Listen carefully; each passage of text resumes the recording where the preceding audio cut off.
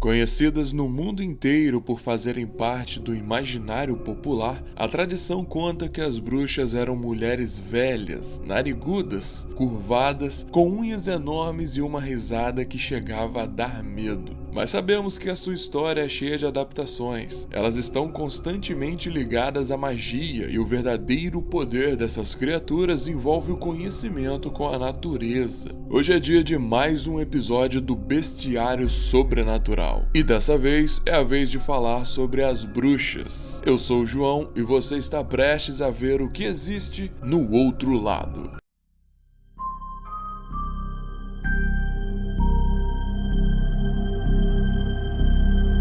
Acusadas de utilizarem os feitiços para conseguir atingir os seus objetivos, ou então de usufruírem de poderes sobrenaturais, a história das bruxas faz parte de um mistério que ainda sobrevive na trajetória histórica da sociedade. Durante os anos, foram registrados diversos casos em que as bruxas foram queimadas em fogueiras e perseguidas por supostamente se envolverem em rituais satânicos. Fora o fato, é claro, de sempre estarem atrelada aos demônios. No início da história da humanidade, os demônios eram considerados seres sobrenaturais que vinham à Terra com o propósito de ter relações sexuais com as mulheres. E de acordo com as lendas, dessas relações surgiam as bruxas. Por isso essa ligação com o mal tão grande. O conceito de magia existe desde a antiguidade. Nas civilizações grega e romana, eles acreditavam que a magia era voltada para o bem. E é interessante notar que ela era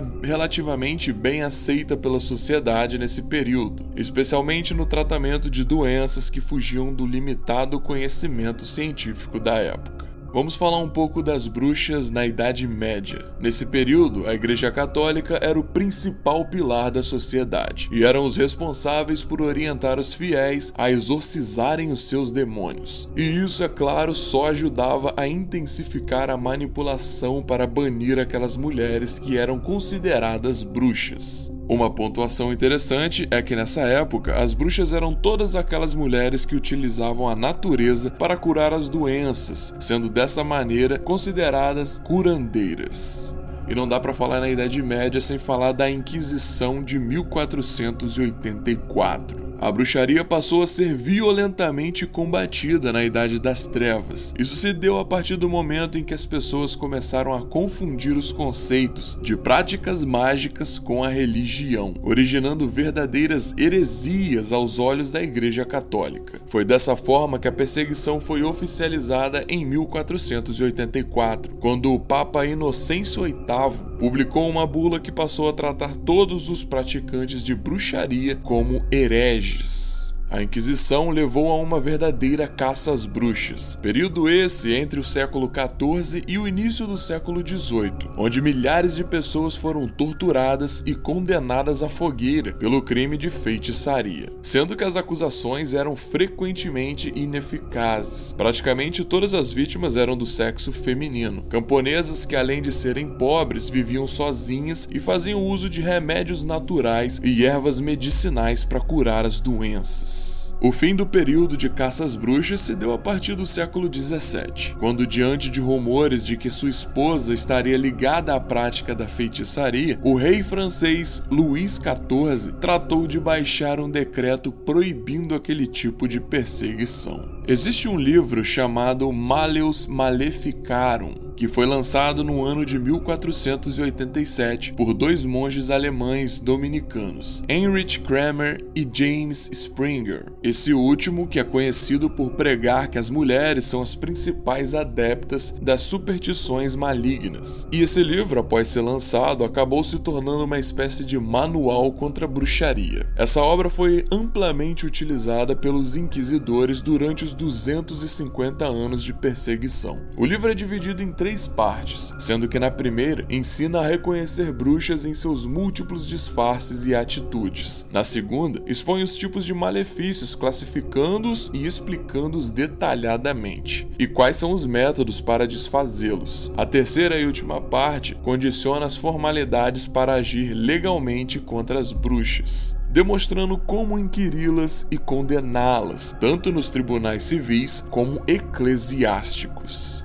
O Maleus Maleficarum é fundamentado na ideia de que o demônio, sob a permissão de Deus, procura fazer o máximo de mal aos homens para apropriar-se de suas almas. Esse mal é feito prioritariamente através do corpo, o único canal em que o demônio pode predominar. E os monges acreditavam que as mulheres eram mais facilmente atraídas pelos demônios para poder realizar esse ato através do sexo, por exemplo. A gente não podia fazer um vídeo de bruxas sem falar das bruxas de Salem, claro. Esse é um outro período significativo quando o assunto é julgamento de bruxas. Foi um episódio que aconteceu entre os anos de 1692 e 1693, em Salem, Massachusetts, nos Estados Unidos. Durante esse período, mais de 200 mulheres foram acusadas de praticar bruxarias, e dessas, 20 foram mortas. Depois de algum tempo, o governo chegou a admitir que matar essas mulheres foi um baita engano, e até mesmo buscou maneiras de recompensar as famílias das vítimas. Mas fato é que execuções desse tipo, com essa natureza, continuam a repercutir até mesmo nos dias de hoje.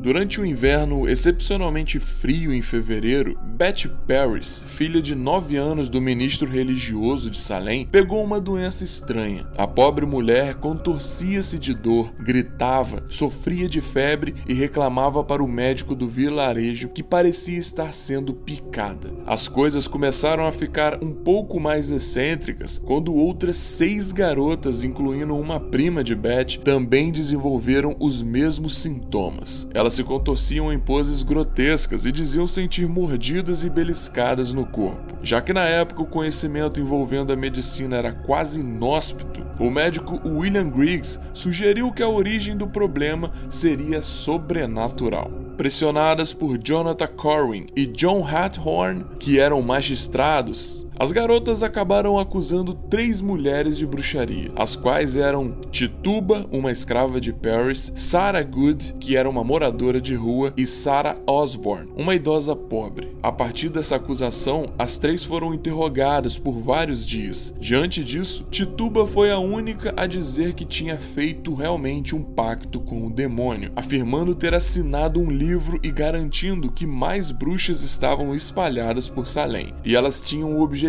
de acabar com os puritanos. As 3 acusadas acabaram presas naquele dia. Depois de um tempo, com o fim das acusações, dos julgamentos, das prisões e das sentenças, o juiz Samuel Sewell decidiu pedir perdão publicamente por ter errado em seus julgamentos, depois que tudo foi esclarecido sobre as doenças e as mortes que aconteciam naquela época. Alguns anos depois, mais precisamente no dia 14 de janeiro de 1697, o Tribunal Geral de Salem promoveu um dia de jejum em respeito às almas das mulheres condenadas. Atualmente, a atração mais visitada dessa cidade é justamente o Museu das Bruxas de Salem, que exibe documentos da época em cenários idênticos aos tribunais que julgavam as mulheres de bruxaria. O lugar é conhecido também por explorar o universo das bruxas ao longo da história.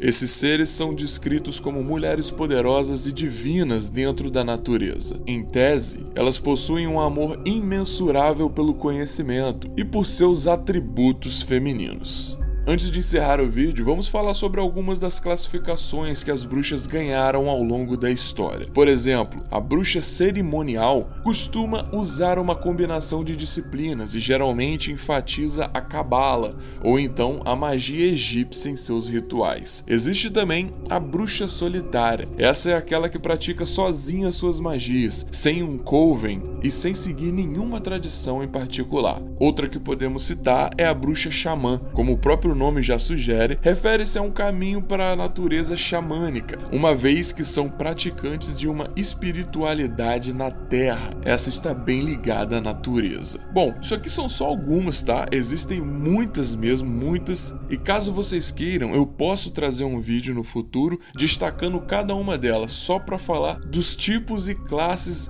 das mais de 10 que existem sobre as bruxas. E aí eu destrincho cada uma delas explicando para vocês quais são as suas diferenças, tudo bem? E claro que não podia faltar também indicações de filmes para que vocês possam curtir no fim de semana. Existem inúmeras obras acerca desse tema, mas hoje eu vou indicar 2 especificamente. Primeiro, A Bruxa de Blair, um clássico que com certeza você pelo menos já ouviu falar. O filme conta a história de um grupo de 3 jovens cineastas que desaparecem ao entrar em uma floresta de Maryland, onde eles iam gravar um documentário sobre uma lenda local. E anos depois, a câmera que eles usaram para gravar é encontrada. Então a gente confere tudo que eles gravaram lá. Também indico A Bruxa, de 2015, um clássico já do terror cult. Em uma fazenda do século 17, uma histeria religiosa toma conta de uma família que acusa a filha mais velha pelo desaparecimento do seu irmão ainda bebê. Esse filme é tenso e vale muito a pena dar uma olhada. Os dois, filmes revolucionários do terror com esse tema de bruxas. Muito bem? E aí, gostou? Quer saber um pouco mais sobre essa criatura mágica? Como eu disse, se você quiser eu trago um vídeo explicando cada classe de bruxa existente e suas diferenças. Também diz aqui pra mim qual outra criatura você quer ver no futuro aqui nessa série do Bestiário Sobrenatural, beleza? Não esquece de curtir o vídeo e compartilhar com seu amigo que também se interessa pelo tema. Eu agradeço muito você que ficou até o final, a gente se vê num próximo vídeo. Eu sou o João falando aqui do outro lado.